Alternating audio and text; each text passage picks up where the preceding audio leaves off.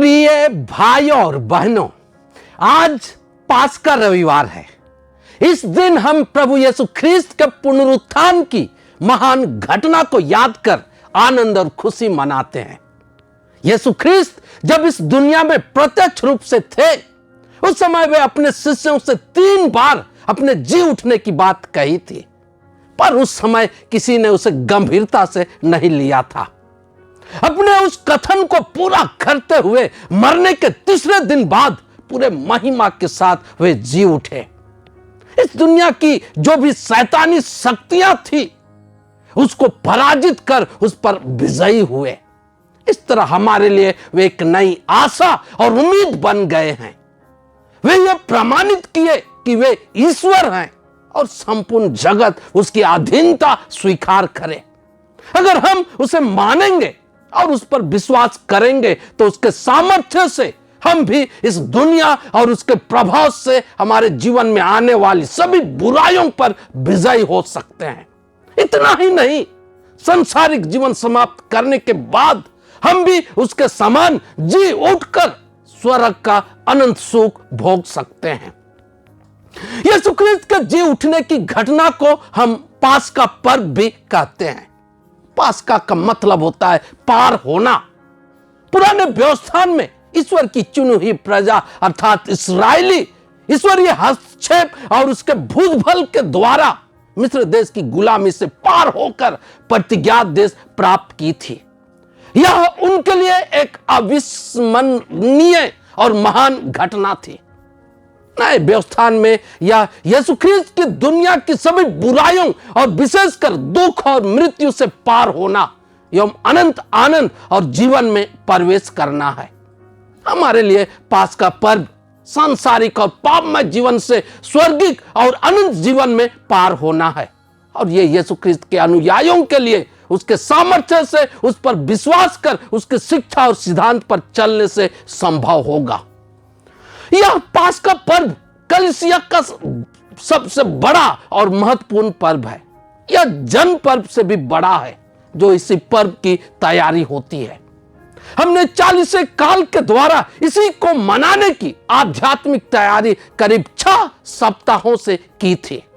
इस दुनिया में यीशु ख्रीस्त को छोड़कर अभी तक कोई भी मनुष्य मरकर फिर जी नहीं उठा है। जब यीशु ख्रीस्त इस दुनिया में थे, वे स्थान और समय से बंधे हुए थे, पर जी उठने के बाद वे सर्वव्यापी हो गए हैं। यह हमारे लिए गौरव और आनंद की बात है। यीशु के इस पुनरुत्थान पर ही पूरी कलीसिया का विश्वास आधारित है। इसी विश्वास को हम हर पवित्र मिसा के दरमियान विश्वास का रहस्य की घोषणा में घोषित भी करते हैं। संत पौलुस कहते हैं, यदि प्रभु यीशु ख्रीस्त मरकर जी नहीं उठे हैं तो हमारा विश्वास व्यर्थ है और हम प्रत्येक जन अभी भी पाप में फंसे हुए हैं। पर सवाल यह है कि इस पर हम कितना विश्वास करते हैं और इसका कितना प्रभाव हमारे जीवन में झलकता है। प्रभु यीशु का पुनरुत्थान हमारे विश्वास का नींव होनी चाहिए, पर हम में से कई का ऐसा नहीं होता है, और यही हमारे कई आध्यात्मिक समस्याओं का जड़ है। हम क्यों यीशु ख्रीस्त के पुनरुत्थान को अपना जीवन का आधार नहीं बना पाते हैं? इसका एक कारण यह है कि हम यीशु के पुनरुत्थान को नहीं समझते और उसका अनुभव अपने जीवन में नहीं करते हैं। उसके पुनरुत्थान को समझने और महसूस करने के लिए हमें चाहिए कि हम यीशु के पुनरुत्थान से संबंधित मूल बातों को जानें। पहली बात, हम यह जान लें कि धर्म ग्रंथ में इसके बारे में पहले ही बताया गया है। यीशु ख्रीस्त का जी उठना धर्म ग्रंथ का पूरा होना है। साथ ही हम में से कई की यह धारणा है कि यीशु का पुनरुत्थान एक मनगढ़ंत कहानी है। यह कोई मनगढ़ंत नहीं, पर एक सच्ची घटना है। आज के तीनों पाठ और बाइबल में उद्धृत कई ऐसे संदर्भ हैं जो इस बात को प्रमाणित करते हैं। आज का पहला पाठ प्रेरित चरित्र से पढ़ा गया।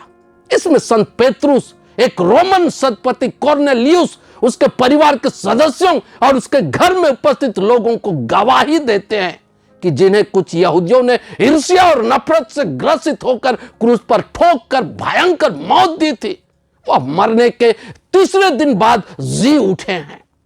पिता ईश्वर ने उसकी नम्रता और आज्ञाकारिता का इनाम दिया और उसको मृतकों में से जिलाया है। इस पाठ का संदर्भ क्या है? संत पेतरुस एक दिव्य दर्शन पाया और उसमें ईश्वर उन्हें बताया कि मुक्ति और उद्धार न केवल यहूदियों के लिए बल्कि पूरे मानव जाति के लिए है और वह किसी के साथ भेदभाव नहीं करते हैं। ईश्वर उन्हें प्रेरणा दिया कि वह उस रोमन सत्पति के घर जाए। वह गैर यहूदी पर ईश्वर भक्त है, अतः वह उन्हें पुनर्जीवित यीशु ख्रिस्त के बारे में बताए। इस तरह वह उस सत्पति के यहां गया और जोर देकर स्पष्ट शब्दों में बताया कि वे पुनर्जीवित यीशु ख्रिस्त के साक्षी हैं। वे उनके जी उठने के बाद उनके साथ खाए पिए हैं। नबियों ने भी उसी के बारे में भविष्यवाणी की थी। आज हमारे लिए भी यही संदेश है कि प्रभु यीशु ख्रिस्त मरकर जी उठे हैं, अतः हम इस विश्वास में दृढ़ हों और उन्हें न केवल माने पर अपने जीवन, अपने कार्यों और अपने वचनों से संत पेतरुस के समान उसकी गवाही दें। क्या हम ऐसा कर सकते हैं? आज का दूसरा पाठ कलोसियों के नाम संत पौलुस के पत्र से पढ़ा गया। इसमें संत पौलुस कलोसी के कलीसिया को यीशु के पुनरुत्थान के महत्व को समझाते हुए नया नजरिया अपनाने की चुनौती देते हैं। यहां संत पौलुस ने बपतिस्मा के प्रभाव के आधार पर यह चुनौती दे रहे हैं कि प्रभु यीशु के नाम में बपतिस्मा मिलने के कारण उनका पुराना जीवन और स्वभाव बदल गया है और वे नया बन गए हैं। उनका पुराना स्वभाव और पाप यीशु के मृत्यु के साथ दफन हो गया है और उसके जी उठने से उन्हें एक नया स्वभाव मिला है। अतः वे नया स्वभाव के आधार पर ऊपर अर्थात स्वर्ग चीजों के लिए तरसें और उसी की प्राप्ति उनकी प्राथमिकता हो। हमें भी उसी पुनर्जीवित यीशु ख्रिस्त के नाम में बपतिस्मा मिली है और हम भी एक नए प्राणी बन गए हैं। हमें भी यीशु ख्रिस्त का स्वभाव मिला है, अतः हम यीशु के मनोभाव या मूल स्वभाव के आधार पर पाप से दूर रहें और प्रेम, सच्चाई, सेवा, ईमानदारी, धार्मिकता तथा पवित्रता का जीवन जिए। यही हमें सच्ची आनंद और खुशी देंगी और यीशु ख्रिस्त के पुनरुत्थान का सहभागी बनाएगा। हम भी यह संसारिक जीवन समाप्त करने के बाद यीशु ख्रिस्त के समान जी उठेंगे और पिता ईश्वर की उपस्थिति में अनंत सुख भोगेंगे। क्या यह हमारे लिए गौरव की बात नहीं होगी? आज का सुसमाचार संत योहन के सुसमाचार से पढ़ा गया। इसमें मरियम मगदलेना और यीशु के दो प्रेरित सिमोन पेतरुस एवं योहन के द्वारा खाली कब्र, छालटी की पटिया एवं सिर का अंगोछा जो अलग जगह तह किया रखा हुआ था को देखकर और धर्म ग्रंथ के यीशु ख्रिस्त का जी उठना अनिवार्य था, उस कथन को जानकर यीशु के पुनरुत्थान पर विश्वास करने की बात को बताई गई है। यीशु समाचार के अंश हमें यीशु ख्रिस्त के पुनरुत्थान को देखने और अनुभव करने के लिए भक्ति और ईश्वरीय प्रेम से भरा हुआ हृदय की मांग करता है। मरियम मगदलेना, सिमोन पेतरुस और योहन में यही भाव थी, इसलिए खाली कब्र और उस कब्र में मिली चीज वस्तुओं के माध्यम से वे पुनर्जीवित यीशु ख्रिस्त का अनुभव किए और उस पर विश्वास किए। हमारे जीवन में भी कई बार कुछ इस तरह की परिस्थितियां आएंगी जहां हमें अंधेरा मिलेगा या कुछ नहीं दिखाई देगा। वैसे माहौल में हमें हिम्मत नहीं हारना है। हमें पुनर्जीवित यीशु ख्रिस्त की उपस्थिति को महसूस करना है और हताश निराश नहीं होना है।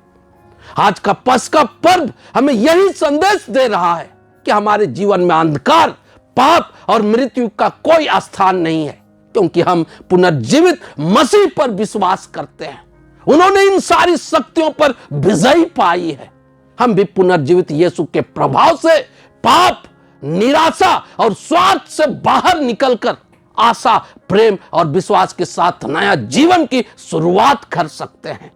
अगर हम अपने मन दिल में पुनर्जीवित यीशु ख्रिस्त की धारणा में दृढ़ होंगे तो स्वतः हमारी कई समस्याएं दूर हो जाएंगे। भूत प्रेत और डायन बिसाही जैसे अंधविश्वास से हम ऊपर उठ पाएंगे। जीवन के सब डर से हम उबर सकते हैं। मरने से जो डर लगता है उसमें भी हमें नई आशा मिलेगी। यीशु का जी उठना हमें नई आशा, जोश और धारणा प्रदान करती है। पुनर्जीवित यीशु के प्रभाव से क्या हम नया बनकर नए ढंग से अपने जीवन को जी सकते हैं? अतः आइए हम प्रभु के जी उठने की धारणा में दृढ़ हों और उसका फल इस दुनिया और आगे के जीवन में मिले। इस नेक मनोभाव में ईश्वर हमारी मदद करे। आमीन।